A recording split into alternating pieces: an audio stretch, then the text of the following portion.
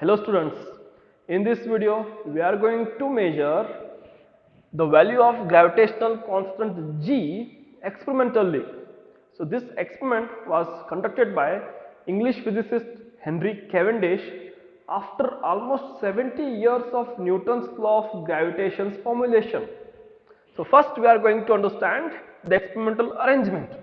So this experiment consists of two small lead spheres of mass m1 attached to a bar AB whose length is L, and this bar is now suspended from the rigid support by means of a fine wire, and then these two big lead spheres are placed near to the small ones at required distance r.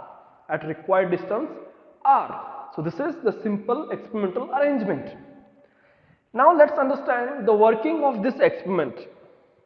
The two big lead spheres are brought close to the small lead spheres at equal distances, that is r, but on the opposite sides. And then these two big lead spheres attracts the small ones. Why they are attracting them? Because of the gravitational force, these two big lead spheres are attracting the small ones. And here they are attracting these small ones with equal but opposite forces, but their direction is opposite.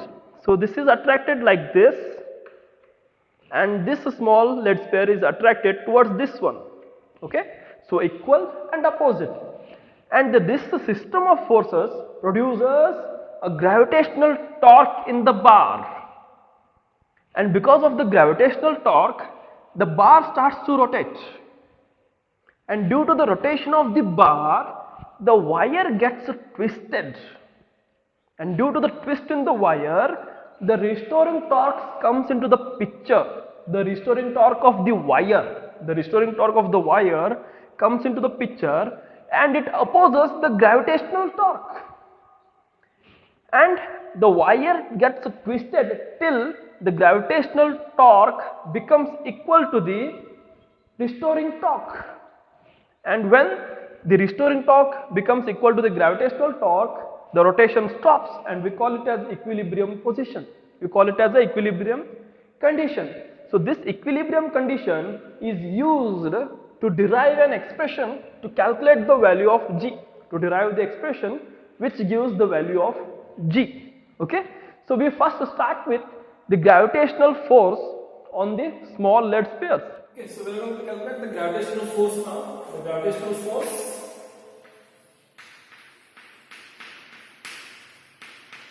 The gravitational force between m1 and m2 is between m1 and m2. So the gravitational force is calculated using Newton's law of gravitation, and that is F equals to G m1 into m2 divided by r square, and this gives the gravitational force between these two bodies. Now let's calculate the gravitational torque. The gravitational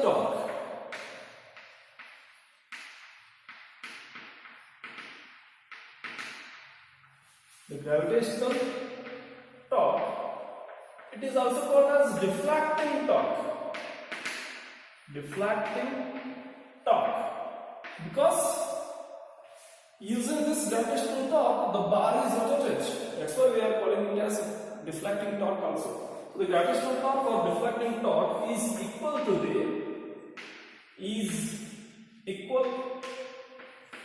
the product of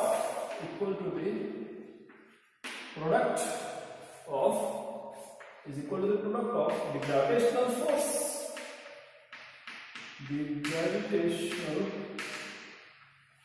force, and length of the bar, and the length of the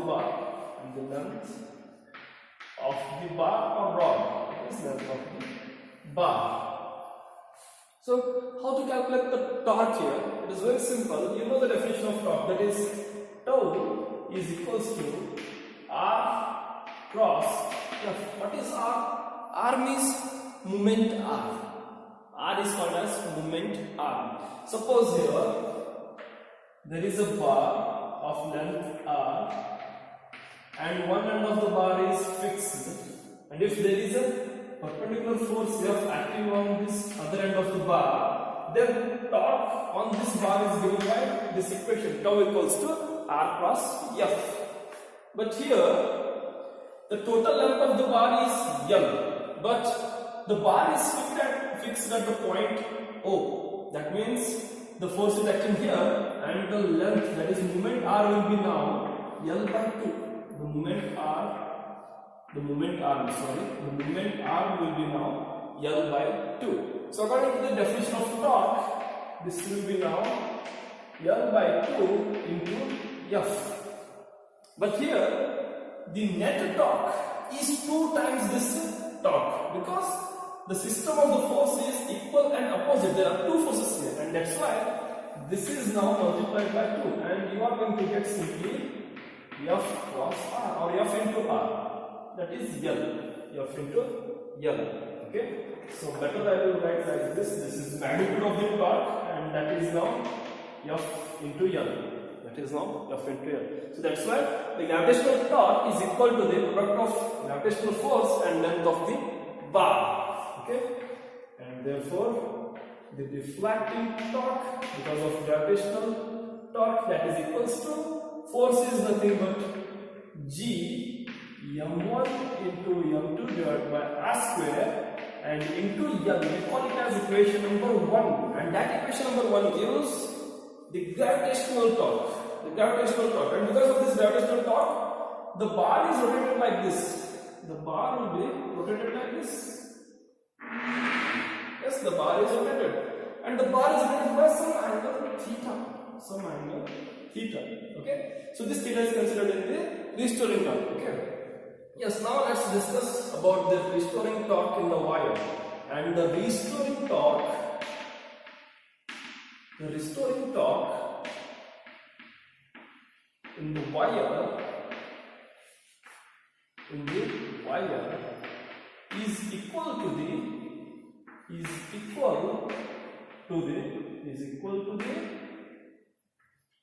torque per unit twist, is equal to the product of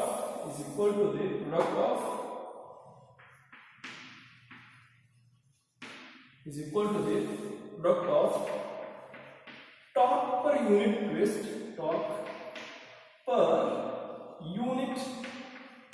twist, and that is C, and angle of twist, and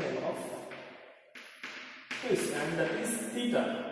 Okay, so simply the restoring torque is product of torque per unit twist, that is C, and angle of twist, that is theta, and that is here in terms of equation. It is restoring torque is now equals to C into theta. We call it as equation number 2, and this C can be calculated by conducting other experiments. Okay, the torque per unit twist of the given wire can be calculated by conducting other experiments. Okay, so now the equation 2 gives the the restoring torque here. It gives the restoring torque. And now let's talk about the equilibrium position of this bar. And you know that when the equilibrium position is achieved, at that time the gravitational torque is equals to the restoring torque of the wire. So for equilibrium position,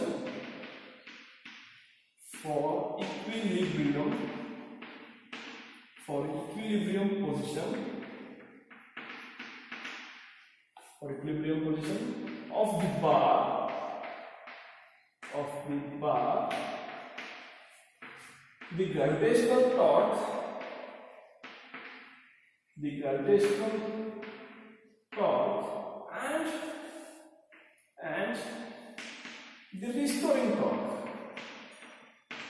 and the restoring torque are equal, right? For equilibrium position of this bar, the gravitational torque and the restoring torque are equal, and therefore tau deflecting, that is because of the gravitational torque, is equals to tau refracting. This is because of the wire, the restoring torque of the wire. Okay, and from the equation number 1, tau refracting is G m1 into m2 divided by r square and whole into m, and that is equals to restoring torque is C into theta. And here we have to calculate the value of G using this experiment. So therefore this G is now equals to C into theta into r square divided by m1 into m2 into L. So this equation gives us the value of G. Okay, hence this G can be determined if the value of C, theta, R, m1, m2 and L are known, and it is very easy to calculate, or it is very easy to find out all these quantities. Okay, and using this experiment we can calculate the value of G, and presently accepted value of G is, that is G equals to 6.67 into 10 to the power of minus 11, and its SI unit is Newton meter square per kg square. So this is presently accepted value of the universal constant G. So this is how, using this Cavendish experiment, we can calculate the value of G, that is the gravitational constant G.